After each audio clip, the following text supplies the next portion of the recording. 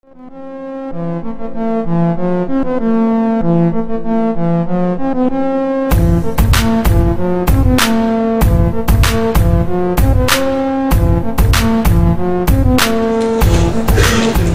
moi c'est Tarek Aoutari, je suis porte-parole du MIB et de Résistance Citoyenne. Le MIB, c'est un mouvement qui s'est constitué depuis une dizaine d'années entre des personnes issues de différents quartiers de la banlieue parisienne, lyonnaise, de Nîmes, de Montpellier, de Toulouse, de la région du Nord. On n'est pas des milliers des cents, il ne faut pas croire qu'on est un mouvement super organisé, tout ça. C'est constitué autour de problématiques comme la double peine, justice en banlieue, c'est un peu vague, mais je vais revenir. Résistance citoyenne, c'est un réseau d'associations qui vont d'associations musulmanes, de collectifs de musulmans, d'associations de quartier, d'associations de lutte et de comités de lutte, genre le comité national contre la double peine ou le comité de Damary par rapport aux problèmes de police qui se sont posés là-bas. Bon, il y a 20 ans, il y avait la marche pour l'égalité. Moi, je pense que la marche pour l'égalité, pour ceux qui ne savent pas, c'est des gens qui sont partis de Marseille, des gens, un groupe de gens issus de la banlieue lyonnaise. Ils sont partis de la banlieue de Marseille. Marseille, ils sont arrivés à Paris le 3 décembre 1983, ça fait bientôt 20 ans. Le Larzac fête ses 30 ans de résistance. Très bien. Nous, on se sent concernés par cette résistance de paysans qui voulaient dire, voilà, on ne peut pas prendre des mesures contre des gens sans les avoir mis au centre de la décision. Pour nous, c'est encore plus que ça. On nous a totalement ignorés depuis 20 ans, depuis 30 ans, depuis très très longtemps. On nous a totalement ignorés. Et nous, on cherchait pourquoi. On dit, bon, peut-être qu'on ne se fait pas comprendre. Il faut que les gens ils viennent voir. Mais tout le monde est au courant. Vous avez entendu, il y a plein de gens qui parlent ici, qui ont parlé. À chaque fois, quand ils disent une mauvaise mesure, ils disent, ouais, on les envoie en banlieue. Ça veut dire quoi? C'est comme si on dit, on les envoie en prison. Ça veut dire tout le monde est au courant que c'est de la merde. Tout le monde est au courant que la concentrée des gens qui ont des difficultés sociales d'une certaine origine ethnique ne peut produire que des conflits et que des problèmes. Tout le monde est d'accord sur ça. Mais comment ça se fait que les mouvements issus de l'immigration, les mouvements des banlieues, les mouvements des quartiers sont si isolés que ça avec le mouvement social? Donc moi j'ai bien entendu le copain de la Confédération paysanne qui disait qu'il fallait des convergences. Mais des convergences à quel prix? Nous ne ferons pas de convergence au prix de notre reniement. On ne fera pas de convergence au prix de reniement de notre histoire. Notre histoire c'est quoi? L'histoire, notre histoire, c'est aussi l'histoire de nos parents. C'est l'histoire du colonialisme. C'est l'histoire de gens qui se sont arrogés le droit de penser qu'ils étaient supérieurs aux autres. C'est-à-dire, attendez s'il vous plaît, si vous me coupez en applaudissant, après je vais dire n'importe quoi. Non, c'est vrai, je vous assure. C'est pas pour me faire applaudir, je vous assure, parce que c'est pas évident, c'est un peu... Bon, ça fait un peu les gens qui veulent s'appuyer. Non, c'est pas ça, c'est vraiment pas ça.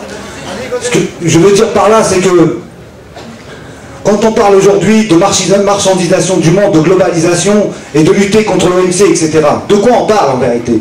On dit que personne n'a le droit de s'arroger le droit d'être supérieur aux autres et de décider pour les autres.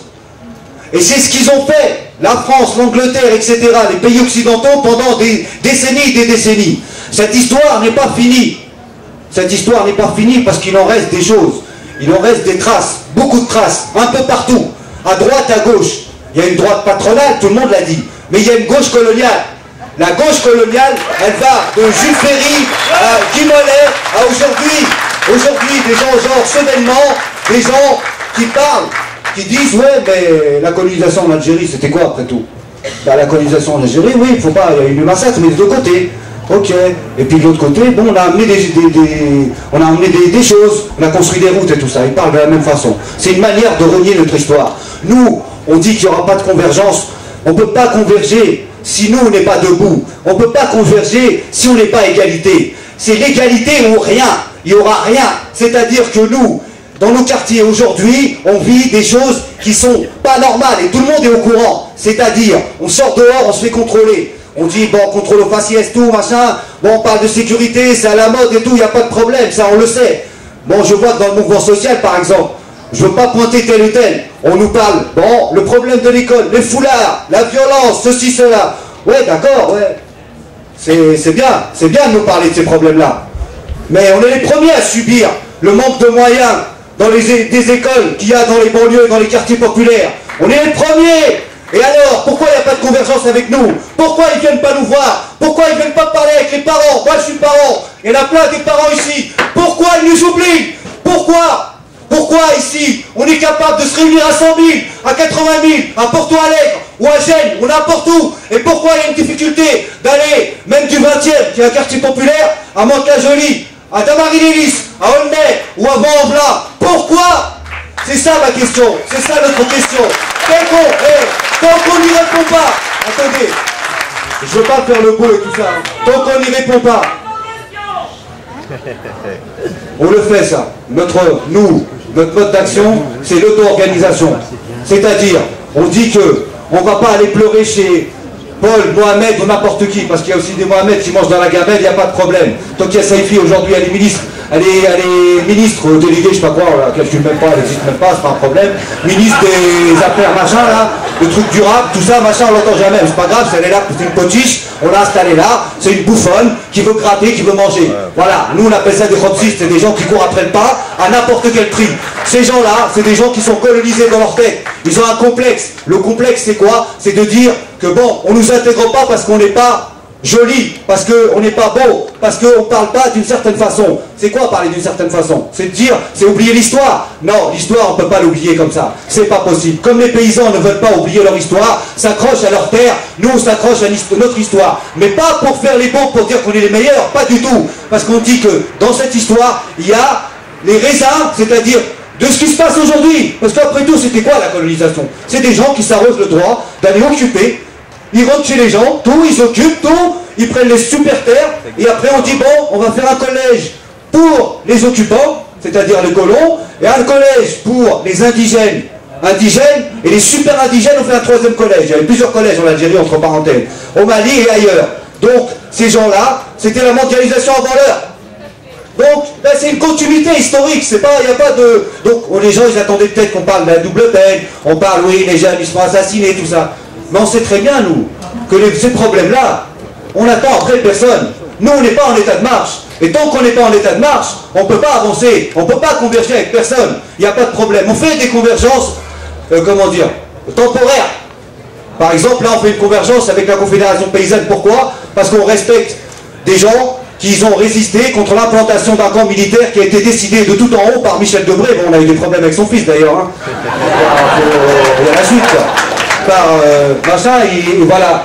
Et c'est des gens qui ont résisté pendant longtemps, et ils ont amené à eux d'autres populations, et se sont élargis. On sait très bien on nous pose des problèmes, par exemple. On nous dit, oui, parmi vous, il y a des machos et tout. Oui, c'est vrai, pas de problème. Oui, parmi vous, il y a des homophobes. Oui, c'est vrai. Oui, parmi vous, il y a des antisémites. Oui, c'est vrai. Et alors, je suis responsable de ça, moi? Est-ce qu'on propose à la Confédération Paysanne qu'il y a des paysans qui sont homophobes, qui sont antisémites ou qui sont machos? Non, personne. Il y a plein de journalistes qui sont venus nous voir. Ils nous ont dit, qu'est-ce que vous faites là? Pourquoi? On est là, qu'est-ce qu'il y a? Moi je suis en France, c'est chez moi ici. Oh, c'est ma terre aussi. J'ai travaillé pour. J'ai pas été chez les gens volés dans un frigidaire. Je suis chez moi. Et ça, il faut que le mouvement social il le comprend. Je vais aller plus loin, juste une chose. Nous, notre objectif, il est simple. On dit, on peut rigoler comme ça dans le cadre du mouvement social. J'aimerais, je vois, il n'y a pas de problème. Comment dire? C'est très simple. Je veux dire, nous, notre engagement, il est clair. On dit sans justice, pas de paix. Sans justice, pas de paix. Pourquoi? Sans justice, pas de paix, parce que tant que nous, on ne prend pas nos responsabilités, tant que vous tous, vous ne prenez pas vos responsabilités, tant que ceux qui se disent qu'ils sont contre l'ordre du monde ou l'ordre de la France, tout ça, ne prennent pas leurs responsabilités, eh ben on ne pourra pas y arriver. Il y aura toujours les gratteurs du PC, du PS, de la LCR, d'Attaque et d'ailleurs, qui viendront gratter et qui viendront capitaliser le mouvement. C'est ce que je pense, moi, vous n'êtes pas obligé de penser la même chose. Moi je dis qu'il faut qu'on prenne nos responsabilités, il faut qu'on s'engage politiquement, sinon c'est toujours la même rengaine. Droite, gauche, on a la marre de balancer. Il faut créer autre chose, nous on est d'accord, à égalité. Là, et ça commence par nous. La résistance, c'est pas frimer sur les autres. La résistance, c'est commencer par soi-même. Nous, le discours qu'on a quand on va dans un quartier, il est très simple. On dit aux gens, ouais, vous venez frimer sur la police, on vous tire des émeutes et tout ça, c'est bien joli, tout ça.